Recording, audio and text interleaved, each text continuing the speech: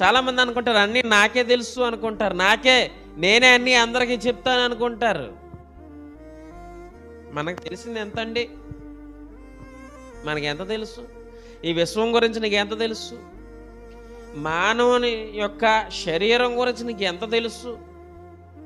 ఈ ప్రపంచంలో ఉన్నటువంటి విషయాలు నీకు ఎంత తెలుసు? చెప్పండి. వాటన్నిటినీ చూసుకుంటే మన గోరంత కూడా తెలియదు.